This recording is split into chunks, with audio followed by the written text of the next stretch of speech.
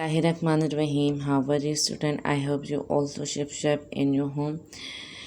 Today I start your chapter Unit 3 Reproduction in Plant. आज हम unit 3 पढ़ेंगे reproduction in plant.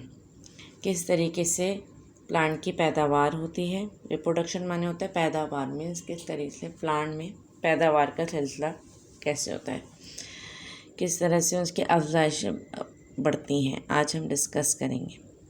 The process by which living organism give birth to new organism is called reproduction.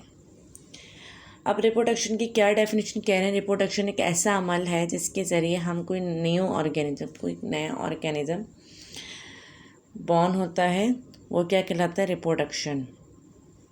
The organism giving birth is called a parent. और जिस organism के ज़रिए जो birth, जिसके ज़रिए मतलब पैदा होता है, उसे कहते हैं पेरेंट।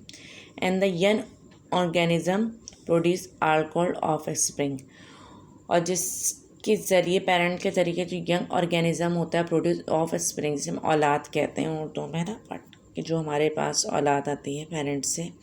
जैसे फॉर एग्ज़ाम्पल आपके जो पेरेंट्स हैं, आप उनकी औलाद हैं ना, तो आप अपने पेरेंट्स की रिप्रोडक्शन है, उससे जो न्यू जो यंग ऑर्गेनिज्म कहलाएगा प्लांट की, उसमें आर कॉल्ड ऑफ स्प्रिंग।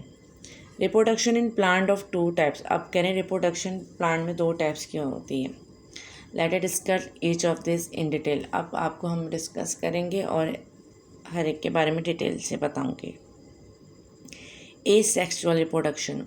आप बता रहे ए सेक्सुअल क्या रिप्रोडक्शन होती है, यानी कि एक ही जिन्स से जो पैदावार हो वो कहलाती है ए sexual reproduction. The process of reproduction that involve only one parent. ये ऐसा प्रोसेस होता है इसमें एक ही पेरेंट का अमल दखल होता है, इस called a sexual reproduction. Sexual word निकला सेक्स से, यानी कि सेक्स कहते हैं कि आप पूछ रहे हैं आप मेल हैं या female.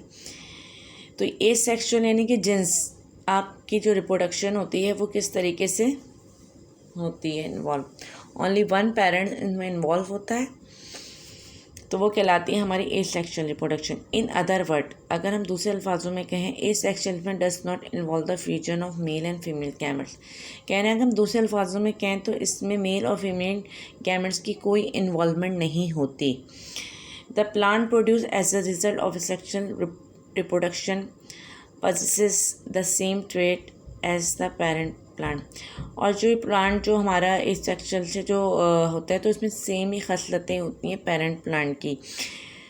The seed that they produce will be the same colour. और जो सीड हम प्रोड्यूस करते हैं उसका कलर भी सेम होता है, साइज़ भी और शेप भी सब एक जैसी होंगी।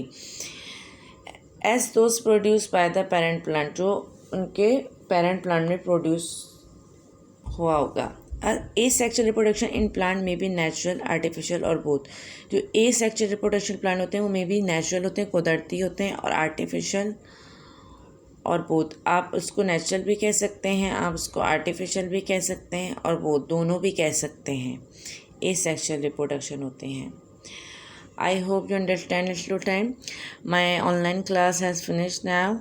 ओके, अल्लाह हाफिज़।